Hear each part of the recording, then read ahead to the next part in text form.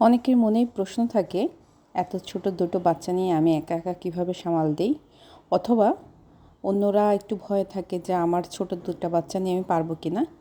তাদের জন্য আজকের এই ভিডিওটি। আমার দুটো মেয়ে, একজনের বয়স সাথে আরেকজনের বয়সের পার্থক্য 21 মাসের। তো তাদেরকে সারাদিন আসলে আমার অনেক বেশি সময় দিতে হয়। সারাদিনে আমি বিভিন্ন রকম আমার বাসায় আমি অ্যাক্টিভিটিস রাখার চেষ্টা করি যাতে তারা ডিভাইস অথবা টিভির প্রতি ঝুঁকে কম। যেমন এখন তারা সাইকেল চালাচ্ছে। সকালে দুটো স্লাইম কিনে রেখেছিলাম।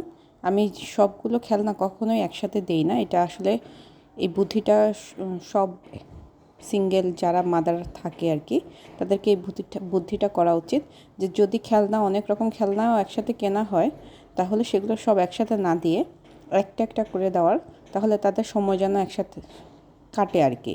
নাহলে যদি একসাথে সব দিয়ে দেওয়া হয়, তো একদিনেই ওরা আসলে সব খেলে শেষ করে ফেলবে, পরে আর খেলার মতো ওদের কোনো ইচ্ছাই হবে না। এর জন্য আমি সবসময় খেলনাগুলো ধীরে ধীরে দেওয়ার চেষ্টা করি, একসাথে সব না দেওয়ার চেষ্টা করি আর কি। আর মাঝে মাঝে আমি আসলে বাসায় একা থাকার কারণে ওদেরকে সময় সেভাবে দিতে পারি না। এখানে আমার পাশের বাসায়ও সেম বয়সী একটা বাচ্চা আছে, ওরা প্রায়ই ওর সাথে একটু কথা বলে। তারপরে মাঝে মাঝে ওরা দুই বোন মিলে খুব খেলে। এই খেলাটা আমি আসলে অনেক এনজয় করি। সহজে ওরা একসাথে খেলে না, ওরা বেশিরভাগ সময় ঝগড়া মারামারিতেই ব্যস্ত থাকে। আর ছোটো মেয়েটি একটু আলাদা খেলতে বেশি পছন্দ করে। তো যখন তারা খেলে তখন আর কি আমার একটু সময়টা ভালো কাটে। এখানে তারা খেলছে, আমি বিভিন্ন রকম খেলনা রাখার চেষ্টা করি আসলে। তারপর আমার ঘরের অবস্থা যা তা হয়ে যায়। এখানে একটা কথা আছে, কেউ যদি চান যে আপনার বাচ্চা আসলে একটু ডিভাইসের চেয়ে খেলার প্রতি বেশি মনোযোগী হোক, তাহলে আপনার বাসা কিন্তু নোংরা হবে, এটা আপনার মেনে নিতেই হবে। তাই বাসা নোংরা নিয়ে বেশি চিন্তিত না হয়ে ওদের বিকাশের প্রতি বেশি চিন্তিত হওয়া আমার কাছে ঠিক মনে হয়। আমার অনেক পরিশ্রম হয় সারাদিন ঘর গোছাতে, কিন্তু তারপরে আমি ওদেরকে আসলে ঘর নোংরা করা নিয়ে কখনোই কিছু বলি না। আর এই যে এখানে আমি মাঝে মাঝে আমার ছোট্ট মেয়েটাকে বিভিন্ন ওয়ার্ডস শেখানোর চেষ্টা করি। এটা তার জন্য কিনেছি, সে এখন আমাকে জিজ্ঞেস করছে। এভাবেই বিভিন্ন রকম খেলনা দিয়ে আসলে আমি ওদেরকে একটু টাইম পাস করানোর চেষ্টা করি। টিভিও দেখে, মোবাইল একদমই দেওয়া হয় না। আর টিভিও দেখে। টিভি সারাদিন মিলিয়ে হয়তো 1.5 থেকে 2 ঘন্টা 4-5 বার টিভি ছেড়ে 1.5-2 ঘন্টা দেখা হয় সর্বোচ্চ, একবারে না। আমি 20-25 মিনিটের বেশি এট এ টাইম টিভি আসলে দেই না, কারণ তাহলে টিভির প্রতি ওদের বেশি ঝুঁকে পড়বে, সেটা আমার পছন্দ না আসলে। আর এই যুগে তো বাইরে খেলারও ওদের সুযোগ নেই, টিভির প্রতি আসলে ওদের ফ্যাসিনেশনটা তখন খুব বেশি বেড়ে যায়, তাই সেটা অ্যাভয়েড করার চেষ্টা করি। আর এখানে আমি আবার ওর বাবাকে দিয়ে কিছু ফুলের গাছ এনেছি, মেয়ে ফুল পছন্দ করে তাই। আর আমি চেষ্টা করি ছোটো ছোটো কিছু কাজ ওদেরকে দিতে, যাতে ওরা আর কি খুব এক্সাইটেড ফিল করে, অথবা একটু সময় ভালো কাটে, অথবা শিখে কাজটা। তো এখানে আমি আমার মেয়েটাকে দিয়ে গাছে পানি দেওয়ার চেষ্টা করছি, যাতে সে বুঝে যে কীভাবে গাছে পানি দিতে হয়। আর আসলে বাচ্চাদেরকে দিয়ে বড়দের কিছু কাজ করালে ওরা নিজেদেরকে একটু ইম্পর্টেন্স আছে বলে মনে করে। তো আমি ওদেরকে দেখাতে চাই যে ওদের কাজেরও ইম্পর্টেন্স আছে। সেটা দেখানোর জন্যই মাঝে মাঝে ওকে দিয়ে একটু পানি দেওয়ানোর চেষ্টা করি, একটু বেড গোছানোর কথা বলি। আর ওদের সময় কাটানোর জন্য এই যে বারান্দায় একটা হ্যামকও দিয়েছে ওর বাবা, মাঝে মাঝে 2 বোনকে উঠিয়ে দিলে কিছু সময় ওরা ওখানে দোল খায়, বেশি সময় থাকে না। আসলে কোনো কাজই ওরা বেশি সময় করে না, এই বয়সটাই এমন, একটা জিনিস বেশিক্ষণ ভালো লাগে না। তাই আমি বিভিন্ন রকম অ্যাক্টিভিটিস বাসায় রাখার চেষ্টা করি, যাতে তাড়াতাড়ি সময় কাটে আর কি।